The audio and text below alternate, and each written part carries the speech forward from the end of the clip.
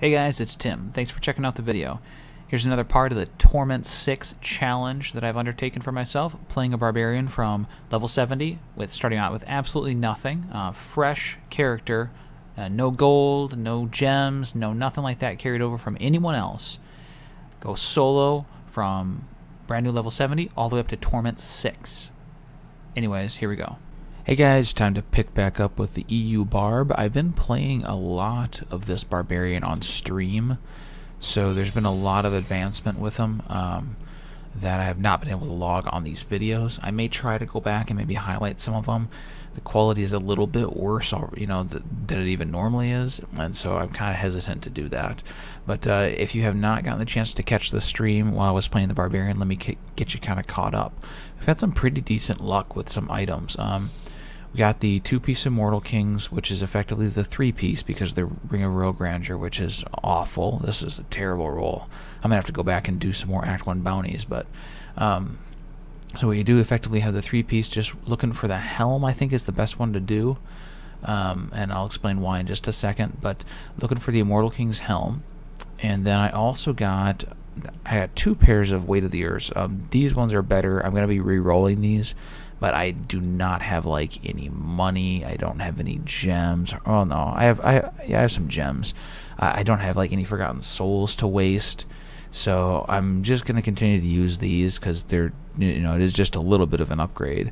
So I will eventually switch to these pants. But I did also get the helm, the Earthquake helm. So I do have the 4-piece with the Ring of Royal Grandeur. You see, cause an earthquake when you land after using leap. However, I do need the Lut Socks. I do not have Lut Socks yet, so it's not really the full build yet. And I don't know, I may switch it up, but it's such a big downgrade to actually use this helm that I'm just going to continue to use Indaryl's Visage until I get Lut Socks. So those are actually the 2 things that are top of my list. Is Immortal King's helm and Lut Socks are like the most important thing for me right now. But I do also want to get the Earthquake shoulders because I want to try out getting 4-piece Immortal King's 4-piece Earthquake. I think that's going to be really fun. So if I get the Earthquake shoulders and the Immortal King's helm and Lut Socks, those 3 items, I'll have a 4-piece Immortal set, I'll have a 4-piece Earthquake set, and ideally I'll be crushing face. So what I'm doing to get that is rifts,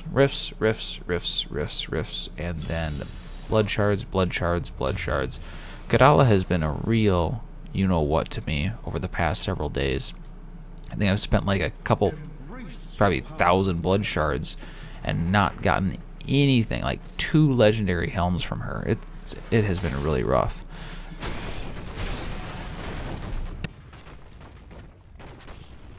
So right now, well, shoot, let me check. I'm going to take a look at the build here real quick with you guys too. The build I'm using Seismic Slam. I'm really enjoying Seismic Slam. Big fan of that right now. I was using a little bit of a Whirlwind build briefly there. And that, yeah, like that was all fine and good. There's really nothing wrong with that. It was actually quite fast, quite efficient. Very, very, very little risk of dying with that because of like the life per fury spent and stuff like that. So it was really pretty decent, but it was just kind of boring. I just didn't like it very much, so I did actually end up stopping using that. I went back to the Seismic Slam because it's just really fun to use, I think, especially like once you get kind of like an idea about how to use it down. You know, like I like to use the combination with like Furious Charge and Rend. Like I go in there, I Rend, Furious Charge through a couple times to make sure that I'm full on Fury, and then I start to cast my Seismic Slam. So I don't know if you know, like if you've ever used Furious Charge, you probably have noticed that you actually gain Fury when you like run through them. And so that's actually quite useful to like regain while you're doing some damage too. You guys have to excuse me, I'm kind of stuffed up today. Those damn allergies. But so far, yeah, I mean, like I like this build. I did add the sprint to it. I would prefer, like, once I move up to a little bit tougher content, I'll probably be moving that sprint maybe back to Revenge just for like the life regen. Ooh, that was a little bit of lag right there. But some things I'm gonna really miss. Like I really like this Deathwatch mantle. I mean, I think I got the maximum chance for it to proc 35%. So it procs all the time, all the freaking time.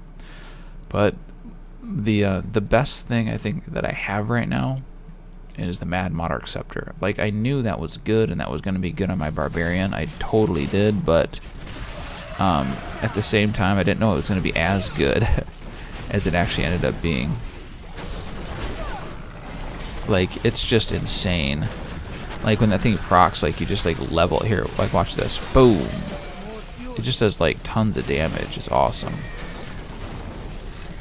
Oh yeah, sorry. I probably should have explained a little bit more. I normally use Revenge on my number 1, and then number 2 I usually use like some sort of buff or something like that too, or like I had been before I switched back to Sprint. So I meant that I'd go back to Revenge, not as in like I'm not using it right now, but change my build back around. So I'll use like one of the defensive things, like maybe Warcry again, something like that. Something that I was using back when Torment 1 was tougher for me.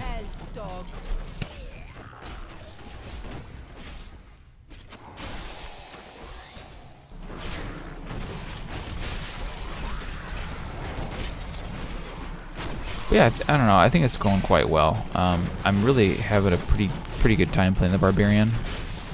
I don't know if I like him more than the Crusader or less than the Crusader. I cannot decide yet. I really need to get into like the higher Torment levels before I can really decide that, I think. I need to get the Earthquake set going, stuff like that.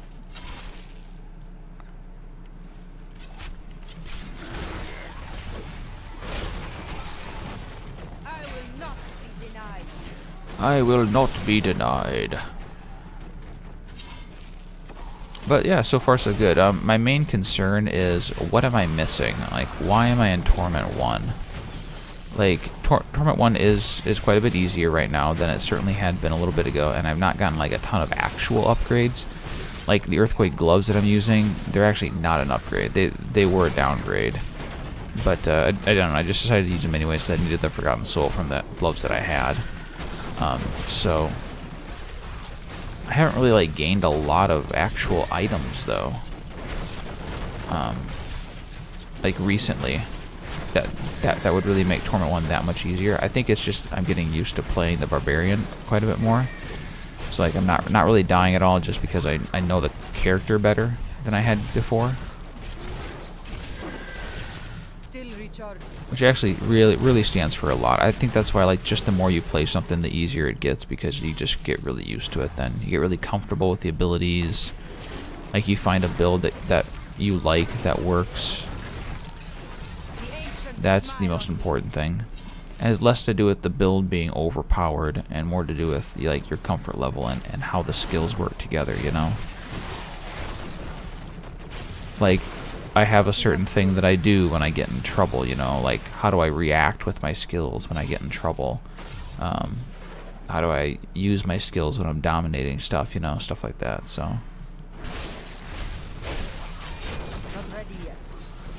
But I think that's helped out probably more than anything. But I am kind of nervous because, like, I'm actually really close to, you know, to having the Immortal King set and the Earthquake set. And I just feel still kind of underpowered, too. I think a lot of it just has to do with my damage. My damage is not very good. I only have 500, well, with my buffs up, I'm at 550 something, I think, that, like you just saw. Which is not a whole lot. I only have, like, what, 15, 18, so what, 33% physical damage skills.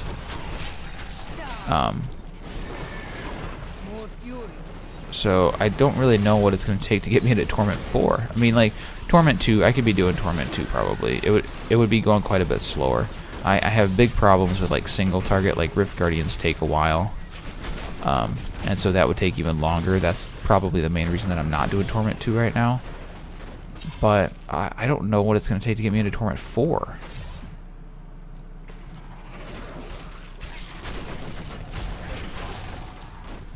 I mean, like, maybe the Earthquake set, maybe the Immortal Kings is going to bump me up that far. I hope it does. Because besides that, I mean, my weapons are, like, not awful.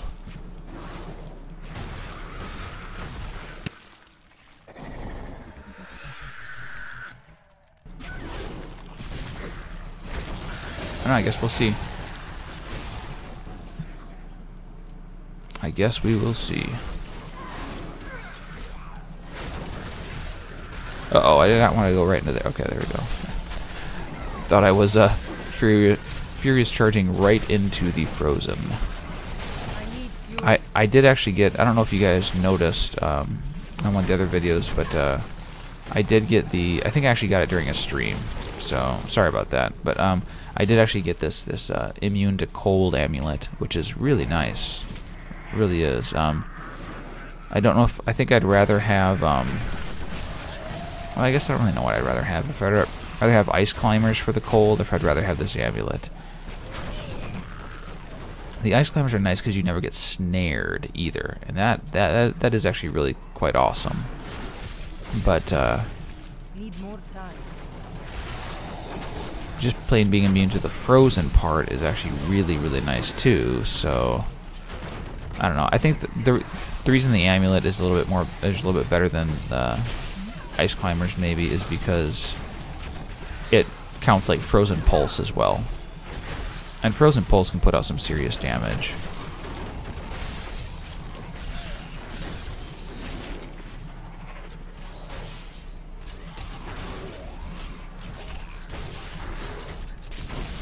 Not ready yet. Pulcatos guides by hand. And that Mad Monarch Scepter just like levels these guys. It's great. It's just great. I need that gold. I went to try to re-enchant my helm, trying to get some physical damage, and I didn't realize, but I spent all my money. Eventually, she just stopped enchanting it for me. I'm like, what happened? Oh no, I ran out of gold. Like, that does not usually happen. It certainly has never happened on my North American account, so it was kind of a surprise when that happened. And then I looked at how much gold I had left, and it was like, you know, 200,000, and it was, I got really sad. But I've slowly been building it up, trying to hold back from actually spending much gold on anything, and I'm back up to just over 2 million, so it's on its way back. Thank goodness they made gold easier to farm up. Like, the best way to get gold is, I mean, on like higher torment levels, the gold drops in like really big stacks and stuff, and so it's gonna get easier, but right now it's not quite so easy, but it is certainly easier than it had been before. What is with all these shield pylons? Come on, guys. Give me a conduit already. Not enough fury.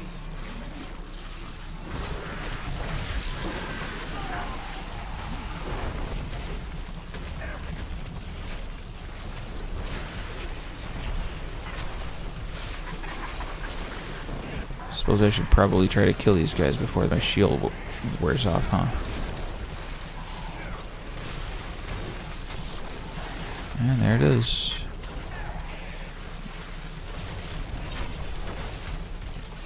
I need fury.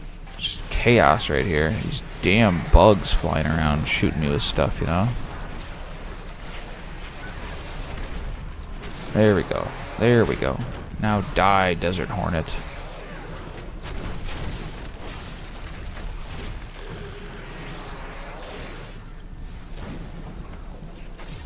Still need all these crafting materials. Oh, I did actually find an All Guilds Authority, which will be useful long term, possibly. It is quite good. It won't be useful if I do put together the Immortal Kings and the Earthquake set. But I have not actually played with that yet, so I don't know if it's good in combination. I would assume that it is. I mean, there's not a lot of overlap. I mean, like, I'm just going to have the Ancients out 100% of the time. And so that'll help. And then, at the same time, I'll be leaping around doing a bunch of Earthquakes, you know?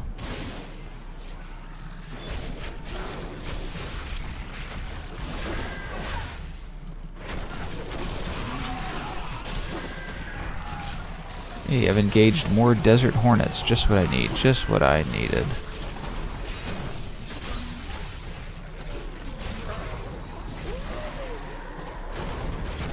I really like Furious Charge for the mobility. Like, it's better than Sprint because it's more useful in combat for mobility. Sprint is better to just like get you through rifts faster because you can run from pack to pack faster, of course. But Furious Charge is better because it's more useful in combat mobility. I would definitely like to try the Rancor set. I have not found a single Rancor piece though. Rancor is the 6-piece Barbarian one. It gives you all of the runes for Furious Charge.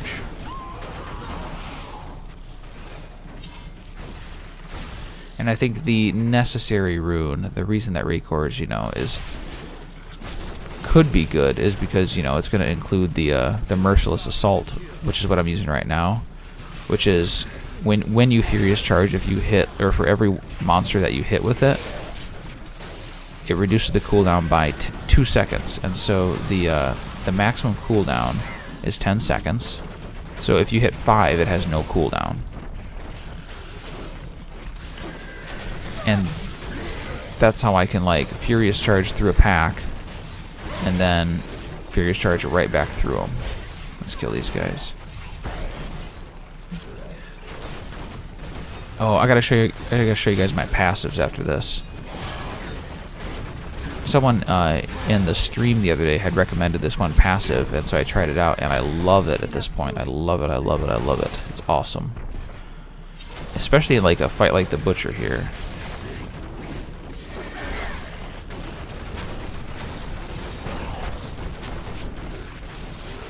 It's basically like almost an endless fury passive in certain situations.